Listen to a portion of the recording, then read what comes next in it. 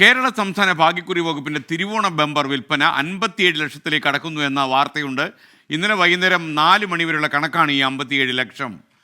തിരുവോണ ബമ്പർ വിൽപ്പനയിൽ ജില്ലാ അടിസ്ഥാനത്തിൽ ഇക്കുറിയും പാലക്കാടാണ് മുന്നിൽ.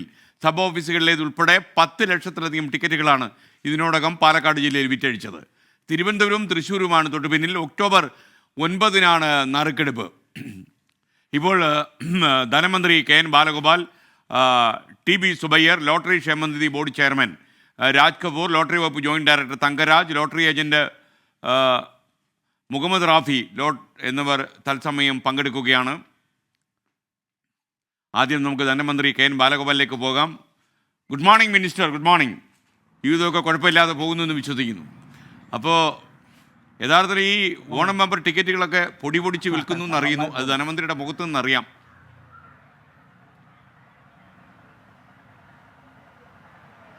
ഓണം ബമ്പറിൻ്റെ ആദ്യഘട്ടത്തിൽ കുറച്ച് ബുദ്ധിമുട്ടുകളുണ്ടായിരുന്നു. കാരണം വലിയ മഴ, വയനാടിൻ്റെ ഒരു എഫക്റ്റ്, വയനാട് ദുരന്തത്തിൻ്റെതായ പ്രശ്നങ്ങൾ. പക്ഷേ ഇപ്പോൾ ഓണം കഴിഞ്ഞ ഈ ദിവസങ്ങളിൽ നന്നായിട്ട് ആ ലോട്ടറികൾ വിൽക്കുന്നുണ്ട്. 57 ലക്ഷം എന്ന് പറയുന്നത് നല്ല കണക്കാണ്. ഇനിയൊരു ഒരാഴ്ച കൂടിയാണുള്ളത്. ഒരാഴ്ച കൊണ്ട് കഴിഞ്ഞ വർഷത്തെ വിൽപ്പനയിലേക്ക് തന്നെ എത്തുമെന്ന് കരുതുന്നു. കാരണം ഇത് നല്ലതുപോലെ വിൽക്കുന്നതിൻ്റെ ഏറ്റവും വലിയ ഒരു ഗുണമെന്ന് പറഞ്ഞാൽ സാധാരണ ഇത് വിൽക്കുന്നവർക്കും കച്ചവടക്കാരും അടക്കമുള്ള വലിയൊരു സമൂഹമുണ്ട് നമ്മുടെ സംസ്ഥാനത്ത്. 1 ലക്ഷത്തിലധികം ആളുകൾ ഇതുമായി ഡിപ്പെൻഡ് ചെയ്ത് ജീവിക്കുന്നുണ്ട്.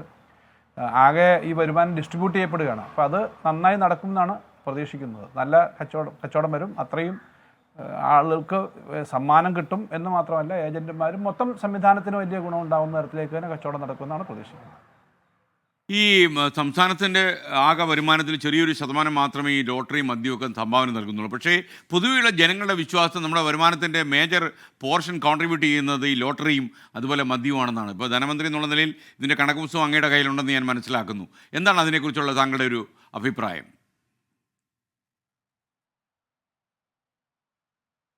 അത് ഈ ലോട്ടറിയുടെ വിൽപ്പന സംബന്ധിച്ചും മദ്യം സംബന്ധിച്ചും നമ്മുടെ വളരെ ഉത്തരവാദിത്തപ്പെട്ട ആളുകൾ പോലും പറയുന്ന കേരളത്തിൻ്റെ വരുമാനത്തിൻ്റെ നല്ലൊരു ഭാഗവും ലോട്ടറി മദ്യം വിറ്റല്ലേ. യഥാർത്ഥത്തിൽ ഈ ഇന്ത്യയിലാകെ മദ്യം വിൽക്കുന്നതിൻ്റെ കണക്ക്, അല്ലെങ്കിൽ ആകെ വരുമാനത്തിൻ്റെ കണക്ക് നോക്കുമ്പം 8-മത്തെയോ 10-മത്തെയോ ഭാഗം മാത്രമേ കേരളത്തിലുള്ളൂ. നമ്മളെക്കാളും കൂടുതൽ ശതമാനം ആകെ വരുമാനത്തിൽ കിട്ടുന്ന ധാരാളം സ്റ്റേറ്റുകളുണ്ട്. അപ്പോൾ മദ്യം റെസ്ട്രിക്റ്റഡ് ആയിട്ട് സർക്കാർ സംവിധാനത്തിൽ കൂടെ വിൽക്കുന്നു എന്നുള്ളതാണ്. വളരെ വലിയ മായമോ മറ്റും വരാത്ത തരത്തിലേക്ക് വിൽക്കുന്നൊരു സിസ്റ്റം നമുക്കുണ്ട്. മറ്റു പല സ്ഥലത്തെ പോലെയും അത് നിയന്ത്രിതമല്ലാതല്ല. അപ്പോൾ എന്നാൽ പോലും ഇന്ത്യയിലെ മറ്റു പല സംസ്ഥാനങ്ങളെക്കാളും നമുക്ക് വരുമാനം വളരെ കുറവാണ് ശതമാനത്തിൽ നോക്കുമ്പോൾ. രണ്ടാമത്തെ ലോട്ടറിയാണ്. ലോട്ടറിയുടെ വിൽപ്പന, ആകെയുള്ള വിൽപ്പനയുടെ 3% താഴെ മാത്രമല്ല, 3% മാത്രമേ സാധാരണഗതി സംസ്ഥാന ഗവൺമെൻറ്റിന് വരൂ. എന്നാൽ ലോട്ടറി ഒരു ഡിപ്പാർട്ട്മെൻറ്റ് ആയതുകൊണ്ട് ആകെ വിൽക്കുന്ന തുക മുഴുവൻ നമ്മുടെ കണക്കുകളിൽ, ബഡ്ജറ്റിൽ പറയും, നമ്മുടെ കണക്കുകളിൽ വരും. അത് മുഴുവൻ ഇൻകമായിട്ട് വരും. എന്നിട്ട് ചിലവായിട്ട് സമ്മാനം കൊടുക്കുന്നതും കമ്മീഷനും ടാക്സും അടക്കം വലിയൊരു കാര്യങ്ങളെല്ലാം വരും. അതെല്ലാം അതിൽ നിന്ന് പോകും. ചുരുക്കത്തിൽ അതിൻ്റെ ഭാഗമായിട്ട് കിട്ടുന്ന ചെറിയൊരു ശതമാനമേ സർക്കാരിൻ്റെ ഖജനാവിലേക്കോ പൊതുവെ വരുള്ളൂ. പക്ഷേ അതിനേക്കാളും വലിയൊരു കാര്യമായിട്ട് ഞങ്ങൾ കാണുന്നത്, ഞാൻ നേരത്തെ പറഞ്ഞ 1 ലക്ഷത്തിലധികം വരുന്ന സാധാരണക്കാരുടെ ദൈനംദിന വരുമാനത്തിൻ്റെ ഒരു വലിയ പങ്ക് വഹിക്കുന്നുണ്ട്. അത്രയും പേർക്ക് ജോലിയാണ്, സ്വയം തൊഴിലാണ്. അവർക്ക് ഏതൊരാൾക്കും അവർക്കൊരു വരുമാനം കിട്ടുന്ന തരത്തിലേക്ക് ലോട്ടറി വിൽപ്പനക്കാരാവാം. നല്ലൊരു ശതമാനം ലോട്ടറിയുടെ സമ്മാനം ആളുകൾക്ക് തന്നെ പോകുന്നുണ്ട്. വലിയ വിശ്വാസ്യതയുള്ളതാണ് കേരള ലോട്ടറി. മറ്റു പല സംസ്ഥാനങ്ങളിലും, അല്ലെങ്കിൽ സംസ്ഥാനമല്ലാതെ തന്നെ സ്വകാര്യ ഏജൻസികൾ നടത്തുന്ന ലോട്ടറി സമ്മാനം കിട്ടുന്നതെന്ന് ആർക്കെങ്കിലും അറിയാമോ? കേരളത്തിൽ 25 കോടിയുടെ ഒന്നാം സമ്മാനാർഹനെ കിട്ടാത്തതിനെ സംബന്ധിച്ച് തന്നെ നമ്മുടെ മീഡിയ വാർത്തയാണ്. അവസാനം ആ സമ്മാനാർഹനെ കിട്ടുന്നു. ഏതെങ്കിലും ഉയർന്ന വരുമാനം അല്ലെങ്കിൽ സമ്മാനം വരുന്ന ആളുകൾ ആരാണെന്നറിയുന്നു, എവിടുന്നാണെന്നറിയുന്നു. അത്രയും കൃത്യമായ ഒരു ട്രാൻസ്പെറൻസി ഉള്ളതാണ്, കൃത്യമായി ഇത് കൊടുക്കുന്നതാണ്. അതാണ് കേരള ലോട്ടറിയുടെ ഏറ്റവും വലിയ വിജയം. അതുകൊണ്ട് തന്നെയാണ് ഇതിന് നല്ല ഡിമാൻഡുള്ളത്. അപ്പോൾ ഇങ്ങനൊരു വലിയ കാര്യമാണ് ഇത്. ലോട്ടറി എന്ന് പറയുന്നത് ചെറിയൊരു ശതമാനമാണ് സംസ്ഥാന സർക്കാരിലേക്ക് വരുന്നത് എന്നുള്ളത് സത്യമാണെങ്കിലും, വലിയ ഒരു ഭാഗം ആളുകൾക്ക് ജീവിതവുമായി ബന്ധപ്പെട്ട വലിയ സൗകര്യങ്ങൾ ചെയ്യുന്നൊരു സംവിധാനം തന്നെയാണ് ലോട്ടറി. ആ പ്രചരണങ്ങളൊക്കെ ഇപ്പോൾ ആളുകൾ പഴയതുപോലെ, ഈ കണക്കുകളൊക്കെ വരുമ്പോൾ പഴയതുപോലെ പറയുന്നുണ്ടെന്ന് എനിക്ക് തോന്നുന്നില്ല. ഉത്തരവാദിത്തപ്പെട്ട ആളുകൾ, വളരെ പ്രധാനപ്പെട്ട, കേരളത്തിലെ ഏറ്റവും പ്രധാനപ്പെട്ട ഉത്തരവാദിത്വം വഹിക്കുന്ന കേന്ദ്ര ഗവൺമെൻറ്റിൻ്റെ പ്രതിനിധികൾ ഉൾപ്പെടെ ഇക്കാര്യം പറഞ്ഞത് നമ്മുടെ മുന്നിൽ വന്നതാണ്. അത് വസ്തുതയല്ല എന്നുള്ളത് ഇപ്പോൾ കൂടുതൽ വ്യക്തമായിട്ടുണ്ട്. ഈ താങ്കളുടെ കീഴിലുള്ള ഒരു വകുപ്പാണല്ലോ ലോട്ടറി. താങ്കൾ എങ്ങനെ വ്യക്തിപരമായിട്ട് ലോട്ടറി എടുക്കുന്ന ആളാണോ?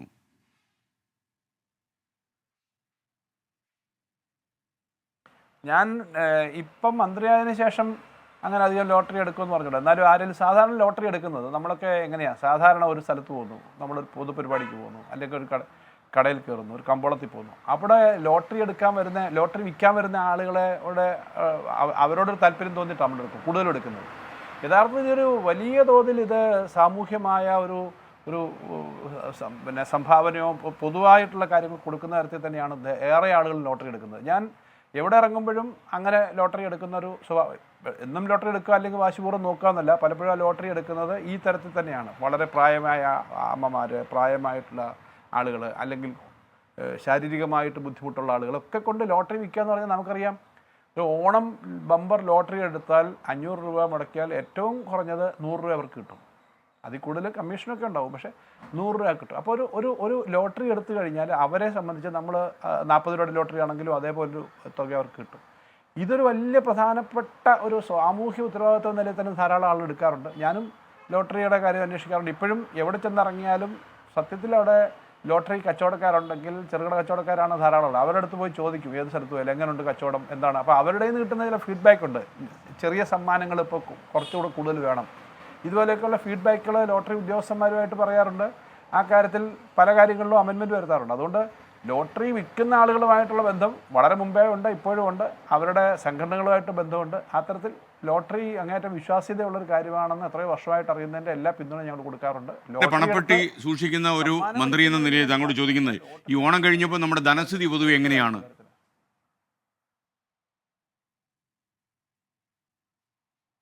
ഓണം കഴിയുമ്പം സ്വാഭാവികമായി ഓണത്തിന് ഖജനാവിൽ നിന്നെല്ലാം കൂടുതൽ ചിലവാകുന്നൊരു സമയമാണല്ലോ. അപ്പോൾ ഓണം കഴിഞ്ഞ് കുറച്ചൊരു പിടുത്തം വരും. കാരണം നമുക്കറിയാമല്ലോ, ഓണം കഴിയുമ്പോൾ ഓരോ വ്യക്തികളും എങ്ങനെയാണ് നമ്മുടെ നാട്ടിൽ അവരുടെ അതുവരെ മേടിക്കാനുള്ള സാധനങ്ങളെല്ലാം മേടിച്ചു, ബന്ധുക്കൾക്ക് സാധനം മേടിച്ചു കൊടുത്തു, അച്ഛനമ്മമാർക്ക് മേടിച്ചു കൊടുത്തു, കുട്ടികൾക്ക് സാധനങ്ങൾ മേടിച്ചു കൊടുത്തു, വീട്ടിൽ നല്ല ഒന്നാം തരം സദ്യ നടത്തി, പറ്റുമെങ്കിൽ പണം ഉണ്ടെങ്കിൽ ടൂറ് പോയി. ഇങ്ങനെയൊക്കെ കഴിയുമ്പോൾ ഓണം കഴിയുമ്പോൾ കുറച്ചൊരു പിടുത്തം വരുമല്ലോ. അതല്ല, ആ പിടുത്തം എപ്പോഴും ഉണ്ടാവും. ഇത് സാധാരണ വ്യക്തികളുടെ കാര്യത്തിൽ പറയുന്ന പോലെ തന്നെയാണ്. ഓണത്തിന് ഒരു മുട്ടുമില്ലാതെ ഇഷ്ടംപോലെ സാമഗ്രികൾ, ആനുകൂല്യങ്ങൾ, പിന്നെ റേഷനും അല്ലെങ്കിൽ മാവേലി സ്റ്റോറും ഒക്കെ എഫക്റ്റീവായിട്ട് നടത്തുക. ഇതൊക്കെ നന്നായി നടന്നു, ബോണസും മറ്റു കാര്യങ്ങളും ഒക്കെ. അപ്പോൾ അത് കഴിഞ്ഞിട്ട് കേന്ദ്രത്തിൽ നിന്ന് നമുക്ക് അർഹമായത് കിട്ടുന്നില്ല എന്നുള്ള പ്രശ്നം കൂടി വളരെ രൂക്ഷമായിട്ടുണ്ട്. കഴിഞ്ഞ ദിവസങ്ങളിലും ഞാൻ കേന്ദ്രമന്ത്രിക്ക് വീണ്ടും നമുക്ക് തരാനുള്ള പണം അടിയന്തരമായിട്ട് അനുവദിക്കണമെന്ന് ആവശ്യപ്പെട്ട് കത്ത് കൊടുത്തു, ടാക്സിൻ്റെ വിഹിതം ഉൾപ്പെടെ. കാരണം ഈ ലോട്ടറിക്ക് ഉൾപ്പെടെ നമ്മൾ വാങ്ങുന്ന ആകെ വിൽക്കുന്നതിൻ്റെ നികുതിയുണ്ട്. ആ നികുതിയുടെ നേരെ പകുതി കേന്ദ്ര ഗവൺമെൻറ്റിനാണ് പോകുന്നത്. എല്ലാ നികുതിയുടെയും നേരെ പകുതി കേന്ദ്ര ഗവൺമെൻറ്റിന് പോകും. അപ്പോൾ അതിൽ നിന്ന് അർഹമായതുൾപ്പെടെ അതും മറ്റ് പല നികുതികളും നേരെ പൂർണ്ണമായും അവർ പിരിക്കുന്നുണ്ട് സംസ്ഥാനങ്ങൾക്ക് തരാതെ. അതിൽ നിന്നൊക്കെയുള്ള അർഹമായ വിഹിതമൊക്കെ കിട്ടാത്തതിൻ്റെ പ്രശ്നമുണ്ട്. ഓണം കഴിഞ്ഞിട്ട് ജനങ്ങൾക്കറിയുന്ന തരത്തിലേക്ക് ബുദ്ധിമുട്ടുകൾ വന്നിട്ടില്ലെങ്കിലും സർക്കാരിന് സാമ്പത്തികമായി പിടുത്തമുണ്ട്. ഓക്കെ, വളരെ നന്ദി മിനിസ്റ്റർ KN ബാലഗോപാൽ. ഇനി നമുക്ക് ലോട്ടറി വകുപ്പിൻ്റെ ജോയിൻറ്റ് ഡയറക്ടർ രാജ് കപൂർ കൂടി നമുക്കൊപ്പം ചേരുന്നു. Raj Kapoor, good morning. താങ്കൾക്ക് അറിയുന്നത് പോലെ ഇപ്പോൾ പൊതുവേ ആളുകളുടെ ഒരു അഭിപ്രായം എന്ന് പറഞ്ഞാൽ ഇപ്പം വലിയ ഒന്നാം സമ്മാനക്കാരന് വലിയ തുകയൊക്കെ കിട്ടുന്നു. ഈ ലോട്ടറിയിൽ വിജയിക്കുന്ന ജേതാക്കളുടെ നമ്പർ കൂട്ടാനുള്ള എന്തെങ്കിലും പദ്ധതി നിങ്ങൾക്കുണ്ടോ?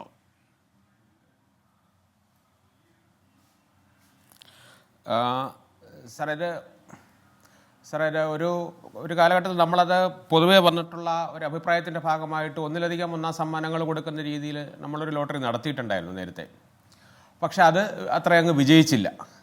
അതേസമയം നമ്മുടെ ഓണം ബമ്പറിന് 25 കോടി രൂപ ഒന്നാം സമ്മാനമായിട്ട് നമ്മൾ ഡിക്ലെയർ ചെയ്തപ്പോഴാണ് ഏറ്റവും കൂടുതൽ സെയിൽ നടക്കുകയും അതിലുപരി തന്നെ വകുപ്പിന് ഏറ്റവും അധികം ഒരു പബ്ലിസിറ്റി ഈ മേഖലയിൽ നമുക്ക് കിട്ടുകയും ചെയ്തിട്ടുള്ളത്. അതുകൊണ്ട് എൻ്റെ അഭിപ്രായത്തിൽ ഒന്നാം സമ്മാനം 25 കോടി രൂപ എന്ന് പറയുന്നത് തന്നെയാണ് നമ്മുടെ കേരളത്തിലെ പൊതുവെ ആൾക്കാർക്ക് സ്വീകാര്യമായിട്ടുള്ളൊരു സംഗതി എന്നാണ് ഞങ്ങൾക്ക് ഡിപ്പാർട്ട്മെൻറ്റിന് ബോധ്യമായിട്ടുള്ളൊരു കാര്യം. Thank you Raj Kapoor. അതുപോലെ ഈ ലോട്ടറി വകുപ്പ് ക്ഷേമനിധി ബോർഡ് ചെയർമാൻ കൂടി നമുക്കൊപ്പം ചേരുന്നു, TB സുബയ്യർ. ലോട്ടറി വിൽപ്പന സജീവമായി തുടരുമ്പോൾ വിൽപ്പനക്കാർക്ക് അതിൻ്റെ ഗുണം ലഭിക്കുന്നു ഞാൻ മനസ്സിലാക്കുന്നു. കാര്യം മന്ത്രി പറഞ്ഞ പോലെ ഒരുപാട് ആളുകൾക്ക് ഒരുപാട് പ്രയോജനമാണ് ഈ വരുന്ന ലോട്ടറി. കാരണം ഇത് വിജയിക്ക് പൈസ കിട്ടുന്നു എന്ന് മാത്രമല്ല, ഒരുപാട് പേര് ഇതുകൊണ്ട് തൊഴിൽ നേടുന്നു.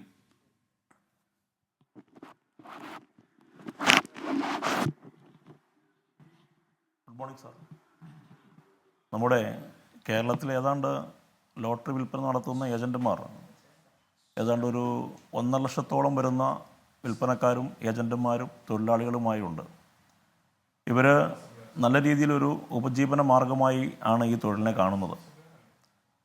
ഈ ഓണം ബമ്പറെ സംബന്ധിച്ചിടത്തോളം ഓണം ബമ്പർ വിപണിയിലേക്ക് ഇറങ്ങുമ്പോൾ തന്നെ ഏജൻറ്റുമാരും വിൽപ്പനക്കാരും തൊഴിലാളികളും എല്ലാം വലിയ ആവേശത്തിലാണ്. ഇക്കുറി ഏറ്റവും കൂടുതൽ ഓണം ബമ്പർ വിൽക്കണം എന്നൊരു ആവേശത്തിലും, അതുപോലെ തന്നെ ഈ ടിക്കറ്റ് എടുക്കുന്ന ഭാഗ്യകാംക്ഷികളും അതേപോലെ ടിക്കറ്റ് എടുക്കണം എന്നുള്ള വലിയ ചിന്തയിലാണ്. പരസ്പരം ആളുകൾ തമ്മിൽ ചർച്ച ചെയ്യപ്പെടുന്ന ഒരു കാലമാണ് ഓണം ബമ്പർ. ടിക്കറ്റ് വിപണിയിൽ ഗവൺമെൻറ് ഇറക്കിക്കഴിഞ്ഞാൽ ഈ ടിക്കറ്റ് എടുക്കുന്ന ഭാഗ്യകാംക്ഷികൾ അങ്ങുമിങ്ങും എല്ലാവരും ചർച്ച ചെയ്യപ്പെടും. ഇത്തവണ എന്തായാലും 2 ബമ്പർ എടുക്കണം, ഇത്തവണ 25 കോടിയാണ് ഒന്നാം സമ്മാനം എന്നൊക്കെ പറഞ്ഞ് വലിയ ചർച്ച ചെയ്യപ്പെടുന്ന ഒരു സമയമാണ് ഈ ഓണം ബമ്പർ വിപണിയിൽ എത്തിക്കഴിഞ്ഞാൽ. അതേതവണ ഇത്തവണയും അതേപോലെ ചർച്ചകൾ നടന്നിട്ടുണ്ട്. അപ്പം അവസാന ഘട്ടമാവുകയാണ്. ഇനിയിപ്പോൾ ഏതാണ്ട് 7 ദിവസമാണ് നറുക്കെടുപ്പിനുള്ളത്. ഇനിയുള്ള ദിവസങ്ങളാണ് ഏറ്റവും കൂടുതൽ ടിക്കറ്റുകൾ വിറ്റഴിക്കാനുള്ള സമയം. കഴിഞ്ഞ കാലങ്ങളിൽ നിന്നും വ്യത്യസ്തമായി ഇത്തവണ കഴിഞ്ഞ വർഷം 75 ലക്ഷം ടിക്കറ്റാണ് ആകെ വിറ്റതെങ്കിൽ ഇത്തവണ അതിനു മുകളിൽ വിൽക്കുമെന്ന പ്രതീക്ഷയിലാണ് ലോട്ടറി വകുപ്പും അതുപോലെ ലോട്ടറി ക്ഷേമനിധി ബോർഡും അതുപോലെ ഏജൻറ്റുമാരും വിൽപ്പനക്കാരും തൊഴിലാളികളെല്ലാം ആവേശത്തിലാണ് ഇപ്പം ഈ ടിക്കറ്റ് വിൽക്കുന്നത്. കാരണം 25 കോടിയാണ് ഒന്നാം സമ്മാനം. അതുകൂടാതെ 1 കോടി വെച്ച് 20 പേർക്ക് കൊടുക്കുന്നുണ്ട്. അങ്ങനെ ഇത്രയും ആളുകൾ രക്ഷപ്പെടുകയും അതോടൊപ്പം ഒട്ടനവധി ഏജൻറ്റന്മാരും ഇതിൻ്റെ കമ്മീഷൻ കിട്ടുകയും അതുപോലെ ഏജൻറ്റ് ബോണസ്, സമ്മാനത്തിൻ്റെ ഏജൻറ്റ് ബോണസൊക്കെ ലഭിച്ച് അവരുടെ എല്ലാം ദുരിതങ്ങൾ മാറുന്ന ഒരു കാലഘട്ടമായ ലോട്ടറിയാണ് ഇത് എന്ന് വിശ്വസിച്ചെടുത്ത് എല്ലാവരും വലിയ ആവേശത്തിലാണ് ഇപ്പം ഈ സംസ്ഥാന ഭാഗ്യക്കുറിയുടെ നമ്മുടെ ഓണം ബമ്പർ വിറ്റുകൊണ്ടിരിക്കുന്നത്. ഈ 57 ലക്ഷമൊക്കെ ലോട്ടറി വിറ്റ് കഴിഞ്ഞു എന്ന് പറഞ്ഞാൽ വലിയ നമ്പർ തന്നെയാണ്. നമ്മുടെ ലോട്ടറി ഏജൻറ്റ്സ് അവരാണ് ഇതിൻ്റെ പ്രധാനപ്പെട്ട കാര്യം. ഞാനും ചിലപ്പോഴൊക്കെ ഇവരുടെയൊക്കെ നിർബന്ധം കൊണ്ടും ചിലപ്പോൾ നമ്മൾ ചില യാത്രകളൊക്കെ ചെയ്യും, ചില ആളുകൾ വന്ന് പ്രഷർ ചെയ്യുമ്പോഴൊക്കെ ഭാഗ്യം ഒന്ന് പരീക്ഷിച്ച് കളയാമെന്ന് വിചാരിക്കും. കാരണം അവർക്കൊരു ജീവിതമാണല്ലോ. പക്ഷേ ഈ ഓണം ബമ്പർ തീർച്ചയായിട്ടും വിൽപ്പന നടത്തുന്ന ലോട്ടറി ഏജൻറ്റ്സ് നമുക്കൊപ്പം ചേരുന്നു. തങ്കരാജ്, ദയാനന്ദൻ, അതുപോലെ മുഹമ്മദ് റാഫി ഒരു ചിന്ത. തങ്കരാജിനോടാണ് ചോദ്യം. തങ്കരാജ്, യഥാർത്ഥത്തിൽ നിങ്ങൾ സമ്മർദ്ദപ്പെടുത്തി തന്നെയാണോ ഇത് വിൽക്കുന്നത്, അതോ ആളുകൾക്ക് ജെന്യുവിനായിട്ട് ഇൻട്രസ്റ്റ് ഉള്ളതുകൊണ്ടാണ് ലോട്ടറി വാങ്ങുന്നത്? തീർച്ചയായിട്ടും കേരള സംസ്ഥാന ലോട്ടറി വളരെ സുതാര്യമായിട്ടുള്ള നറുക്കെടുപ്പും അതുപോലെ തന്നെ നല്ല സമ്മാന ഘടനയും ഉള്ളതുകൊണ്ട് തന്നെ ജനങ്ങളിലേക്ക് നല്ല രീതിയിൽ എത്തിച്ചേർന്നിട്ടുണ്ട്. കാരണം ജനങ്ങൾക്ക് വളരെ താല്പര്യം ഈ കേരള ലോട്ടറി എടുക്കുന്ന കാര്യത്തിൽ വന്നിട്ടുണ്ട് എന്നുള്ളതാണ് നമ്മൾ വിശ്വസിക്കുന്നത്. അതോടൊപ്പം തന്നെ ഈ ഒന്നാം സമ്മാനം ഇത് തിരുവോണം ബമ്പറിൽ ഒന്നാം സമ്മാനം 25 കോടിയായിട്ട് വർദ്ധിപ്പിച്ചപ്പോൾ തീർച്ചയായിട്ടും അത് വളരെ ആകർഷകമായ ഒരു സമ്മാനമായിട്ടാണ് എല്ലാവരും കരുതുന്നത്. കാരണം അത് തന്നെയാണ് തീർച്ചയായിട്ടും തിരുവോണം ബമ്പറിൻ്റെ ആകർഷണവും. ഈ തിരുവോണം ബമ്പറിൻ്റെ ഒന്നാമത്തെ നറുക്കെടുപ്പിൽ ഈ 25 കോടിയുടെ ആദ്യത്തെ നറുക്കെടുപ്പിൽ എൻ്റെ ഏജൻസി വഴിയാണ് തിരുവനന്തപുരത്ത് ഒന്നാം സമ്മാനം വിൽപ്പന ചെയ്തത്. അപ്പോൾ അത് ഈ തിരുവനന്തപുരത്ത് തീർച്ചയായിട്ടും നല്ലൊരു ഓളം സൃഷ്ടിച്ചിട്ടുണ്ട്. തിരുവോണം ബമ്പർ നറുക്കെടുപ്പിൻ്റെ ഒരാഴ്ച ആവുന്ന ആ ഒരു സമയത്ത്. കാര്യം ഇനിയിപ്പോൾ അങ്ങോട്ട് തിരുവോണം ബമ്പറിന് ഒരാഴ്ചയാണ് സമയമുള്ളത്. ഇനി അങ്ങോട്ടൊരു ഉത്സവ പ്രതീതിയാണ് കടകളിലെല്ലാം. അത്രത്തോളം ജനത്തിരക്കാണ് അനുഭവപ്പെടുന്നത്. ഇനി നമുക്ക് ദയാനന്ദനിലേക്ക് കൂടെ ഒന്ന് പോകാം. ദയാനന്ദൻ കരുതുന്നത് പോലെ ഈ ഒന്നാം സമ്മാനത്തുക തന്നെയാണോ, അല്ലെങ്കിൽ ഈ സമ്മാനത്തുകയുടെ വലിപ്പമാണോ ഈ ആളുകളെ, അതായത് കൂടുതൽ ലോട്ടറി എടുക്കാൻ ആളുകളെ പ്രേരിപ്പിക്കുന്നത്? അതുകൂടെ ദയാനന്ദൻ ഒന്ന് പറഞ്ഞാൽ കൊള്ളാം. താങ്കളുടെ അനുഭവം എങ്ങനെയാണ് ഇക്കാര്യത്തിൽ? തീർച്ചയായിട്ടും സാർ, അതായത് ഈ 25 കോടി എന്നുള്ള ഒന്നാം സമ്മാനം വലിയൊരു ആകർഷകമായിട്ടുള്ള ഒന്ന് തന്നെയാണ്. കാരണം പൊതുവെ നമ്മുടെ കേരളത്തിലുള്ളവരും അതുപോലെ തന്നെ മറ്റ് സ്ഥലങ്ങളിൽ ഉള്ളവരൊക്കെ തന്നെ ഒന്നാം സമ്മാനത്തെ പ്രധാനമായിട്ട് കാണുന്നുണ്ട്. ആ ഒന്നാം സമ്മാന തുക 25 കോടി വരിക എന്ന് പറഞ്ഞാൽ വലിയൊരു കാര്യം തന്നെയാണ്. അതുപോലെ തന്നെയാണ് നമ്മുടെ സാധാരണ തൊഴിലാളികളും ഏജന്റുമാരൊക്കെ ഓണം ബമ്പർ ഇറങ്ങിക്കഴിഞ്ഞാൽ ഒരു ഉത്സവത്തിൻ്റെ പ്രതീതിയാണ്. അവരുടെ കടകളായാലും ശരി, അതുപോലെ തട്ടുകടകളായാലും ശരി ഒക്കെ അലങ്കരിച്ച് വലിയ ഒരു ഉത്സവത്തിൻ്റെ പ്രതീതിയിൽ തന്നെയാണ് അവർ ഈ കച്ചവടത്തെ മുന്നോട്ട് കൊണ്ടുപോകുന്നത്. അവിടെ നമ്മൾ ഒരുപക്ഷെ ചിലപ്പോൾ ഈ ബമ്പർ വിൽക്കുന്ന സമയത്ത് ചിലപ്പോൾ നമുക്ക് കുറച്ചൊക്കെ കുറച്ച് ഡിലേ വരാം തുടക്കത്തിലൊക്കെ. പക്ഷെ പിന്നീട് അത് വളരെ നല്ല നിലയിൽ മുന്നോട്ട് പോകുമെന്നുള്ളതാണ്. ഇപ്പോൾ ഓണം വന്നാൽ തന്നെ ആ ഓണത്തിൻ്റെ സമയങ്ങളിൽ ഇപ്പോൾ ധനമന്ത്രി നേരത്തെ സൂചിപ്പിച്ച പോലെ കുറേ ആനുകൂല്യങ്ങൾ, കുറേ ബോണസ്, അങ്ങനെയുള്ള കുറേ കാര്യങ്ങളൊക്കെ കൊടുക്കലുണ്ടായിരുന്നു. അപ്പോൾ അത്തരത്തിലുള്ള ഒരു സംഗതി വരുമ്പോൾ തന്നെ ഓണത്തിന് മുമ്പ് തന്നെ കുറേ ആളുകൾ ഈ ഓണം ബമ്പർ എടുക്കുന്നൊരു സ്ഥിതിയുണ്ട്. അപ്പോൾ തൊഴിലാളികളെ സംബന്ധിച്ചിടത്തോളം വലിയ ഒരു കാര്യം തന്നെയാണ്, ഒരു ഉത്സവ പ്രതീതി തന്നെയാണ് ഇതിനകത്തുള്ളത്. അതുപോലെ തന്നെ നേരത്തെ ചെയർമാൻ സൂചിപ്പിച്ച പോലെ 20 പേർക്ക് 1 കോടി രൂപ വെച്ചിട്ട് കൊടുക്കുകയാണ്. അതുപോലെ തന്നെ 50 ലക്ഷം വെച്ചിട്ട് 20 പേർക്ക് കൊടുക്കുകയാണ്. മൊത്തത്തിൽ ഒരു 5,35,000 വരുന്ന സമ്മാനങ്ങളുടെ എണ്ണം തന്നെ ഇതിനകത്തുണ്ട്.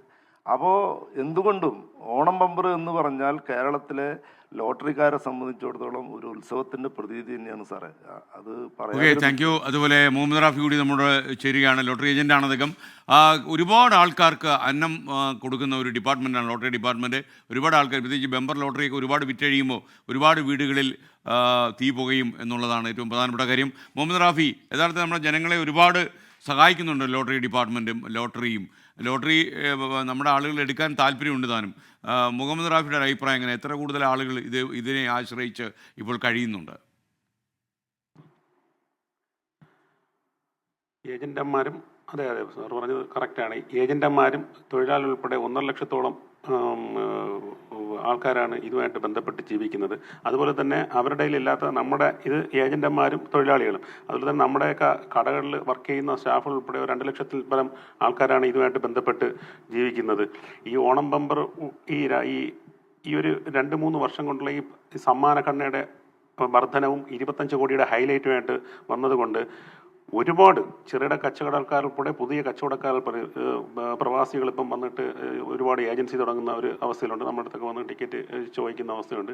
എന്തായാലും ഈ കേരള സംസ്ഥാന ഭാഗ്യക്കുറി പണ്ടത്തെക്കാട്ടി വളരെ വളരെ മെച്ചമായിട്ട് പല ജനഹൃദയങ്ങളിൽ ഇറങ്ങി തന്നെ ആണ് പറയേണ്ടത്. പണ്ട് ഒരു വിഭാഗം മാത്രമേ ഈ തൊഴിലുമായിട്ട് ബന്ധപ്പെട്ട ടിക്കറ്റ് എടുക്കുന്നവരുമായിട്ട്, ഇപ്പം എല്ലാ മേഖലയിലുള്ള ആൾക്കാരും ഈ ഭാഗ്യക്കുറി ടിക്കറ്റുകൾ ഓണം ബമ്പർ, പ്രത്യേകിച്ച് ഓണം ബമ്പർ ഉള്ള എടുക്കേണ്ട നമ്മുടെ അടുത്ത് നിന്ന് വന്ന് എടുക്കുന്ന ഒരു സാഹചര്യം വന്നിട്ടുണ്ട്. എല്ലാ തരത്തിലുള്ള ആൾക്കാരും, ഉപരിവർഗവും മധ്യവർഗവും ഉൾപ്പെടെയുള്ള, പണ്ട് ആ ഒരു രീതിയിലായിരുന്നു. ഇപ്പോൾ എല്ലാ തരത്തിലുള്ള ആൾക്കാരും ഈ ബമ്പർ ടിക്കറ്റുകൾ എടുക്കുന്ന ഒരു സാഹചര്യം ഉണ്ടായിട്ടുണ്ട്. അതുപോലെ തന്നെ ഓണം ബമ്പറിനെ സംബന്ധിച്ച് ഇനി ഒരാഴ്ചയാണുള്ളത്.